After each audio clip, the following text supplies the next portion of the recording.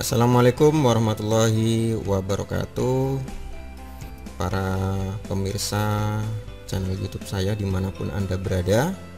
Mudah-mudahan masih dalam keadaan sehat walafiat. Jadi di sini saya coba untuk berbagi dan memberikan video tutorial ini terutama bagi Bapak Ibu yang bertugas sebagai proktor proktor ANBK atau asesmen nasional berbasis komputer. Jadi video ini digunakan hanya untuk sekedar sharing, bukan bermaksud untuk menggurui Bapak Ibu yang bertugas sebagai proktor ya. Jadi sekedar sharing saja, dan video ini juga sebagai pengingat saya kalau misalnya saya lupa langkah-langkahnya untuk menjadi proktor itu begini-begini, tinggal buka video saya. Syukur-syukur bisa bermanfaat bagi Bapak Ibu yang bertugas sebagai proktor asesmen nasional berbasis komputer. Oke, langsung saja Bapak Ibu, untuk kita langsung praktekkan bagaimana agar supaya bisa menjadi proktor yang menurut saya sudah bisa lah, karena di tempat saya saat sekarang ini sedang simulasi ya. Jadi sedang simulasi, jadi bisa kita. Jadi langkah yang pertama yaitu Bapak Ibu sering mengunjungi web ANBK ya. Yang pertama, sering mengunjungi web ANBK karena semua informasi itu ada di situ ya. Informasi mengenai asesmen nasional ada di situ. Jadi kita coba aja buka webnya, web ANBK. Nah, ini kita buka dulu web ANBK-nya. Tentunya kita tahu username dan passwordnya masing-masing ya. Nah ini ada kodenya YYBUW. Oke, kita masuk web ANBK dulu. Nah di sini kode teman belum, tidak sesuai. Udah masuk.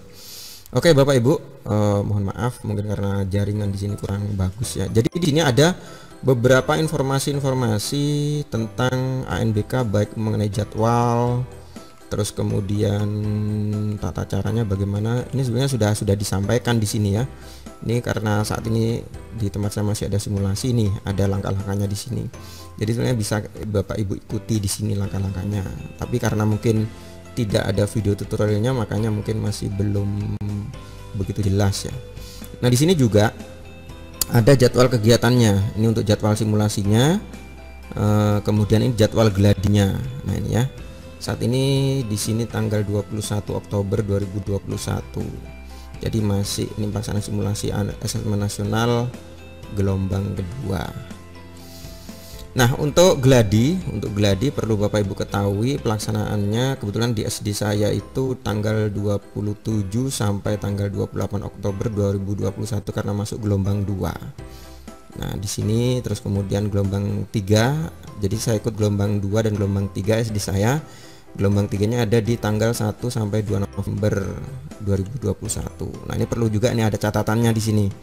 Ada catatan penting harus Bapak Ibu ketahui di web ANBK.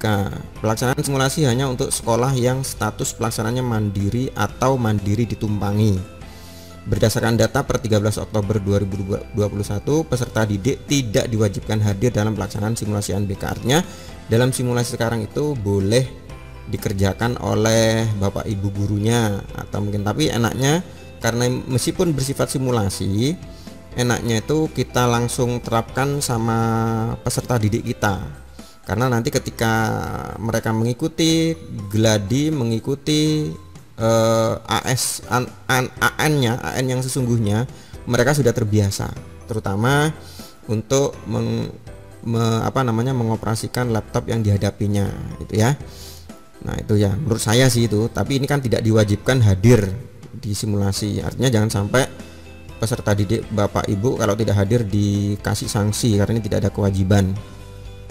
Kemudian untuk gladi asesmen nasional, sekolah diperkenankan membagi pesertanya menjadi 4 gelombang sesuai dengan sarana prasarana yang dimiliki. Dengan catatan satu peserta didik hanya mengikuti gladi asesmen nasional dalam satu gelombang.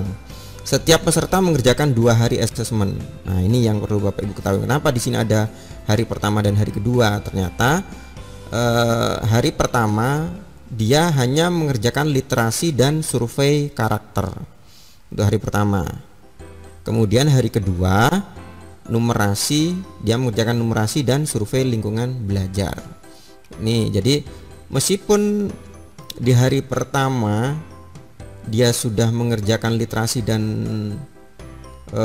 survei karakter, dia juga wajib hadir di hari kedua untuk mengerjakan lagi numerasi dan survei lingkungan belajar.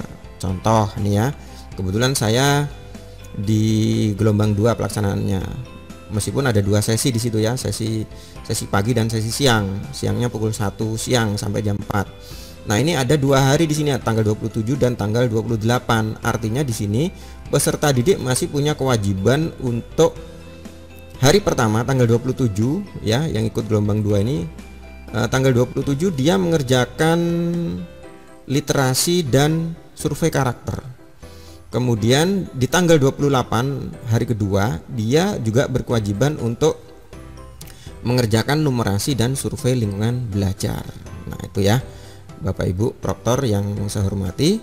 Nah, itu perlu sedikit, meskipun mungkin sudah tahu Bapak Ibu, perlu saya sampaikan juga karena nanti kan bisa juga menjadi referensi. Kalau sudah tahu ya syukur-syukur alhamdulillah.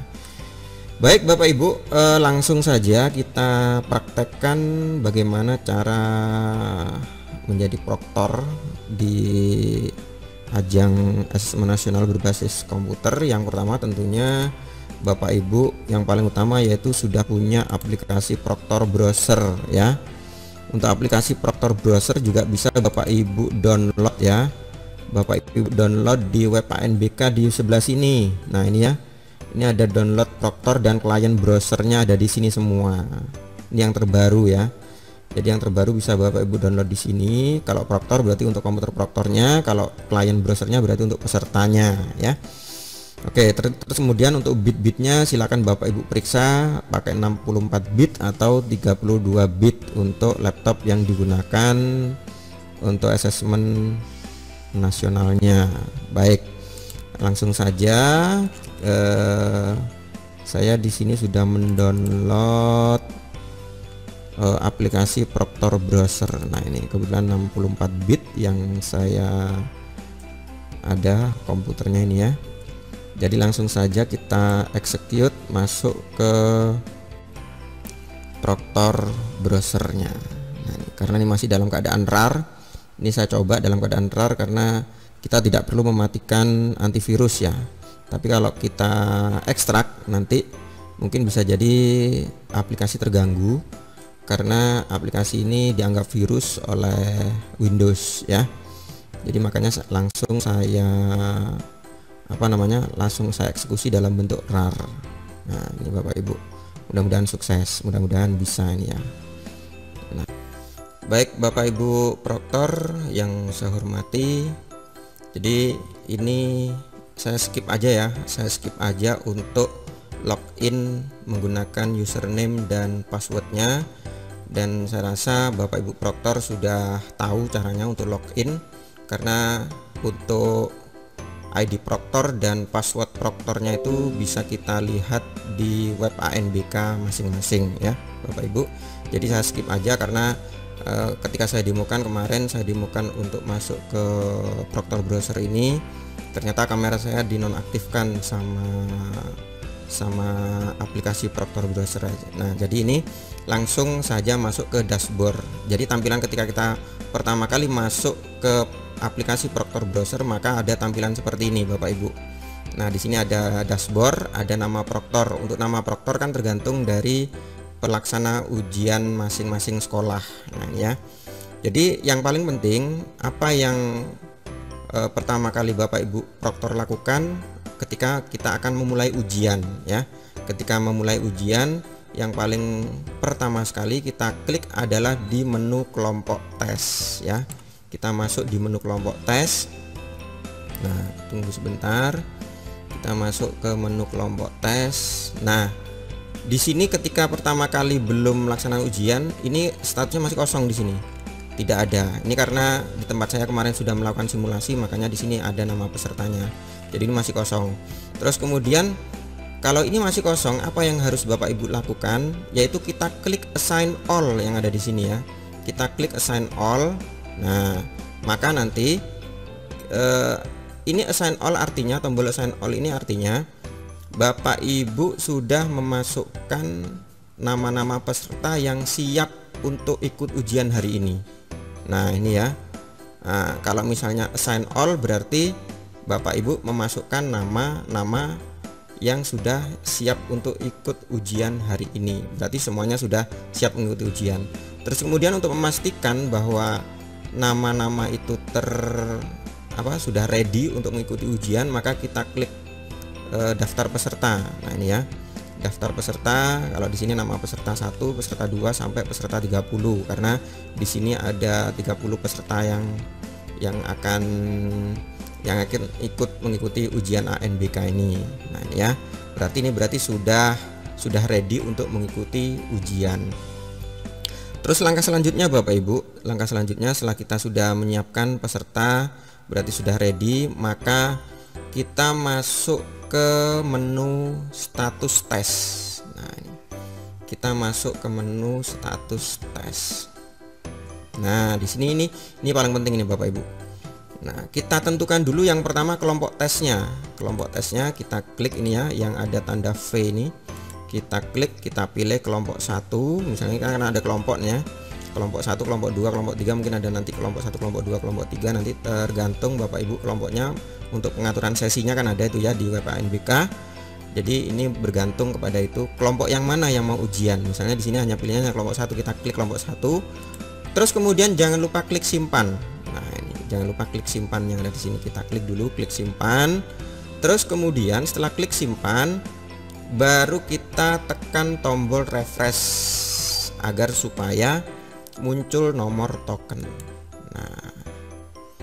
Nah, kalau sudah seperti ini berarti ini kita sudah punya nomor token, atau token ya, bukan nomor ya. Ini adalah terdiri dari 6 huruf ya, huruf kapital semua.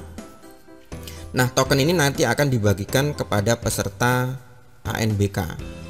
Karena nanti ketika anak murid kita atau peserta didik kita atau peserta ujian itu, selain kalau sudah masuk ke exam browser, maka dia akan memasukkan nama peserta, terus kemudian username-nya, kemudian passwordnya, tanggal lahirnya, terus kemudian yang terakhir adalah token. Nah, ini kita bagikan. Nah, token ini bisa Bapak Ibu bagikan dengan menggunakan, misalnya kita tulis di papan tulis biar bisa dilihat oleh semua peserta ujian, atau mungkin bisa sorot pakai proyektor, bisa juga ya. Bisa kita sorot pakai proyektor agar semua bisa melihat tokennya. Nah, terus kemudian untuk token ini tidak permanen. Ketika kita mulai ujian sampai dengan selesai ujian, ini tidak permanen Bapak Ibu. Jadi ini token ini berganti setiap 15 menit sekali. 15 menit sekali token ini akan berubah. Makanya kita setiap 15 menit kita tekan tombol refresh, atau kita sering-sering aja lah kita tekan tombol refresh ya. Mana tahu nanti ketika ada peserta yang meminta token ini, ada token terkini, jangan sampai token kedaluarsa yang diberitahukan kepada peserta, nanti tidak akan bisa masuk pesertanya. Oke, itu Bapak Ibu, berarti ujian ini sudah bisa dimulai. Artinya untuk peserta ujian yang menggunakan exam browser sudah bisa menginputkan nama, kemudian username, kemudian password, tanggal lahir, dan seterusnya lah, sampai dengan tokennya ini sudah ada. Baru setelah itu login. Nah, kemudian untuk peserta tentunya mungkin ada yang lancar, ada yang tidak lancar ya, baik secara teknis maupun secara jaringan. Mungkin ada yang tidak lancar ya, ada kendala di pertengahan mengerjakan tes. Nah, apabila ada kendala di pertengahan tes, misalnya mungkin tiba-tiba keluar sendiri, tahu-tahu si peserta itu keluar sendiri dari aplikasi exam browser. Jadi apa yang mereka lakukan? Mereka harus login lagi melalui exam browser dengan nama username yang sama. Terus kemudian nanti ada pesan di situ bahwa si peserta ini lagi sedang mengerjakan tes, pesannya seperti itu. Terus kemudian harus tekan namanya tombol reset peserta.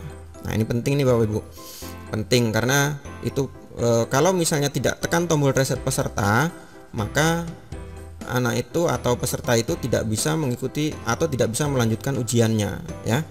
Nah terus kemudian setelah peserta menekan tombol reset peserta, maka sang proktor wajib untuk mengapprove-nya. Kita tekan menu request reset peserta yang ada di sini ya. Request reset peserta ada di sini.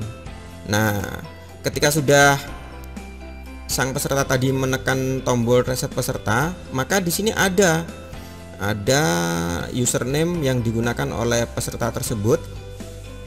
Ada di sini, terus kemudian kita wajib mencentangnya.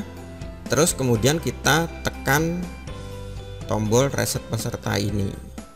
Nah, terus kemudian dipersilakan si peserta tadi yang keluar otomatis dari aplikasi untuk mulai dari awal lagi untuk mengetikkan nomor username, terus kemudian nama peserta, tanggal lahir dan sebagainya, termasuk token. Nah, token bisa kita lihat di sini. Kita tekan, nah ini WLA BUA misalnya nih ya, bisa kita bagikan ini tokennya. Baru kemudian peserta bisa masuk kembali. Nah, perlu jadi catatan juga ketika peserta itu terdapat kendala, entah itu kendalanya kan bisa jadi jaringannya bermasalah atau mungkin laptopnya kehabisan baterai ya, kehabisan arus sehingga tiba-tiba laptopnya mati di tengah jalan, di tengah pengerjaan tes.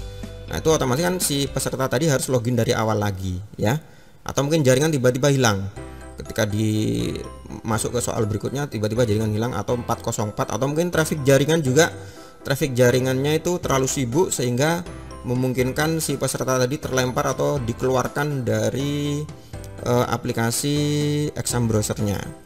Nah itu harus dibuat namanya reset peserta ini tadi. Si peserta wajib untuk mengklik tombol reset peserta dan si proktornya wajib untuk mengapprove-nya dengan mencentang kemudian tekan tombol reset peserta. Nah itu ya. Jadi terus kemudian silakan suruh masuk lagi, login lagi.